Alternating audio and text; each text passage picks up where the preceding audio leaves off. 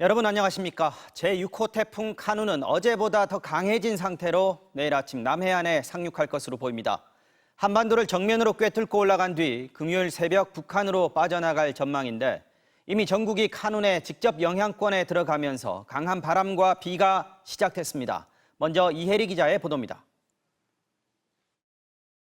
제6호 태풍 카눈은 서귀포 남동쪽 해상에서 중심 최대 풍속 시속 133km의 강한 세력을 유지한 채 한반도를 향해 북진하고 있습니다. 중심 기압은 970에서 965헥토파스칼로 더 강해졌습니다. 카눈은 내일 아침 남해안에 상륙한 뒤 한반도 내륙을 정중앙으로 관통합니다. 밤 9시쯤에는 서울 동남동쪽 약 40km 부근을 지나 북한으로 빠져나갈 전망입니다. 태풍이 내륙으로 상륙하기 전부터 이 내일 일기가 넘어가기 전까지 우리나라 전역에 이런 강력한 비바람에 대한 각별한 대비가 필요한 상황입니다. 제주도와 남해안에는 태풍특보가 발효됐습니다. 내일은 전라권과 경상권에 이어 충청권과 경기 남부, 강원 남부, 수도권과 강원도까지 차례로 태풍특보가 발표될 예정입니다. 강풍특보도 잇따라 내려집니다. 전남 동부 남해안과 경상권 해안에는 순간 최대 풍속 시속 145km, 기차가 탈선할 수 있을 정도의 강풍이 불겠습니다. 전국에 걸쳐 매우 많은 비도 예상됩니다. 강원 영동에는 사흘간 최대 600mm의 비가 예보됐는데 국지적으로는 시간당 100mm가 넘는 물폭탄이 쏟아지는 곳도 있겠습니다. 또 전라권은 300mm 이상, 경상권은 400mm, 수도권엔 200mm의 많은 비가 쏟아지는 곳도 있어 폭우에 대한 대비도 필요합니다. MBC 뉴스 이혜리입니다. 이례적인 갈지자 경로로 남해안에 상륙하는 카눈은 상륙한 뒤에도 과거 태풍과는 다른 경로로 한반도를 관통할 걸로 보입니다. 내일 밤 카눈의 중심부가 서울을 스치듯 수도권을 통과할 것으로 예상되는데 이런 위협적인 경로 2012년 이후 11년 만입니다. 김민욱 기자가 보도합니다. 두 번의 급변침으로 한반도를 향하고 있는 카눈의 이례적 경로는 상륙 이후에도 계속될 전망입니다. 상륙 뒤 카눈은 서쪽으로 약간 기운 형태의 경로를 따라 북상할 것으로 보입니다. 이럴 경우 소백산에서 지리산까지의 백두대간을 남동에서 북서쪽으로 넘게 됩니다. 관측 이래 이런 경로로 백두대간을 넘었던 태풍은 카눈이 처음입니다. 한반도를 지나는 태풍은 보통 북서태평양 고기압의 영향으로 남서에서 북동쪽 방향으로 이동하는 경우가 많았습니다. 남해안에 상륙한 태풍 중 카눈과 비슷한 경로를 보였던 태풍은 1989년 주디, 1991년 글래디스 정도입니다. 약간 이례적으로 북서태평양 고기압이 좀 더 이제 동쪽으로 치우쳐서 있는 상태고요. 우리나라 쪽으로 태풍의 길이 약간 열려 있는 그런 상태입니다. 카눈의 또 다른 특징은 중심부가 서울을 스치듯 수도권을 관통한다는 점입니다. 이런 태풍은 2012년 7월 공교롭게도 이름이 같은 태풍 카눈 이후 11년 만입니다. 2012년 서울 동남부를 인접해 지나갔던 카눈 이전에는 2010년 9월 서울 서쪽 강화도 인근을 지나간 곰파스, 1995년 8월 서울 한가운데를 관통한 제니스가 있었습니다. 제니스는 50여 명의 사상자와 4,500억 원이 넘는 재산 피해를 냈으며 곰파스는 6명의 인명피해와 더불어 출근 시간 수도권 전철 운행 중단이라는 피해를 남겼습니다. MBC 뉴스 김민욱입니다.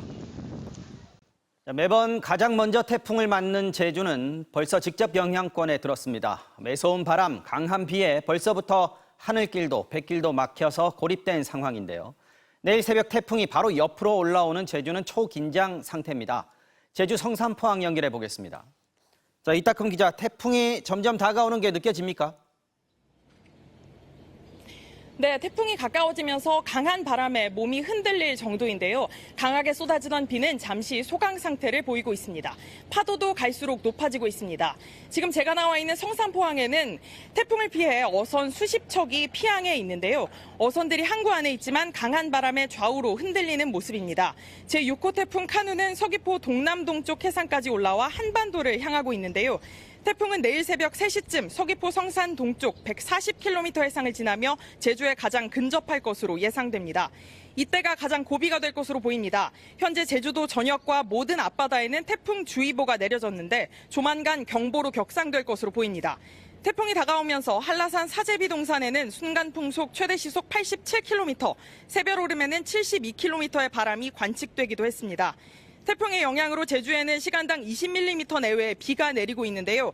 오늘 한라산 남벽과 윗세오름에는 100mm가 넘는 비가 내렸고 내일까지 최대 300mm가 더 내릴 것으로 보입니다.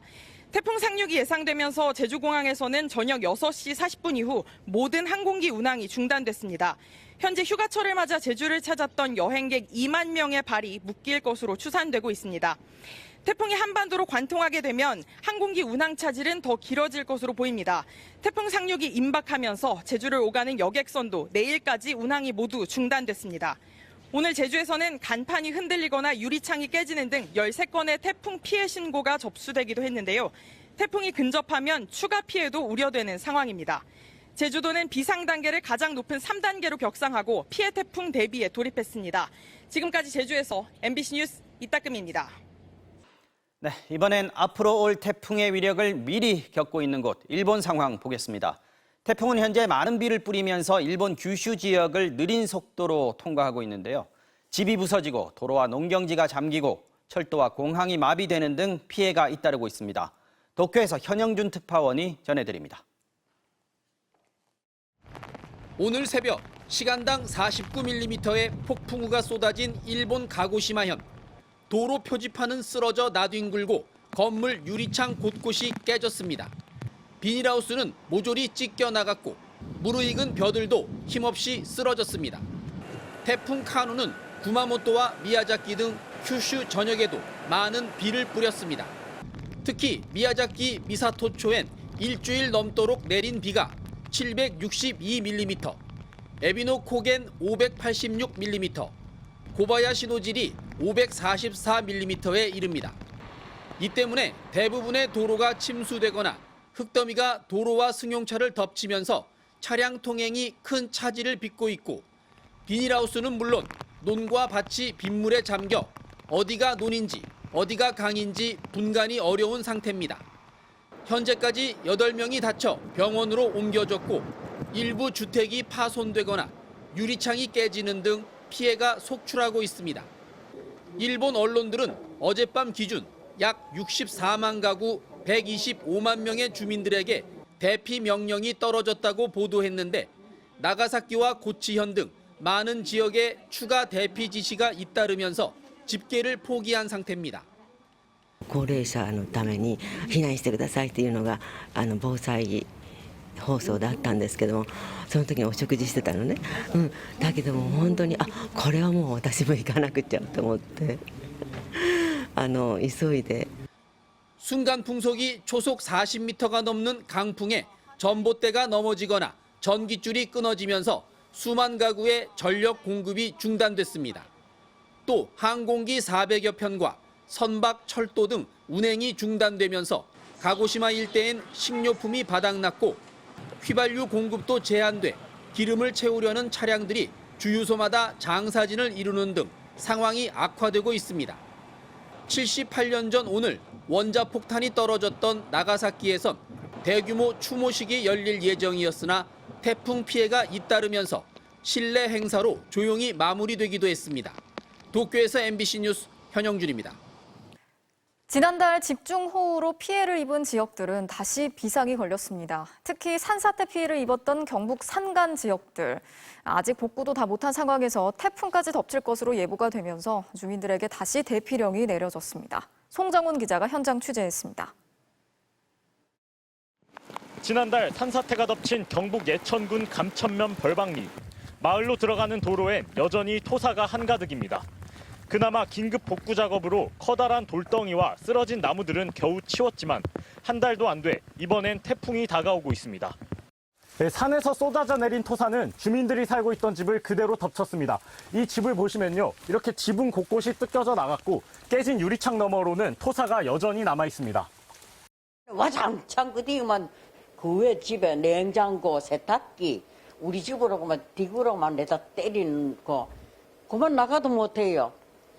당시 흙더미가 휩쓸고 지나간 집만 11채. 임시 거주시설인 컨테이너는 아직 다 짓지도 못했습니다.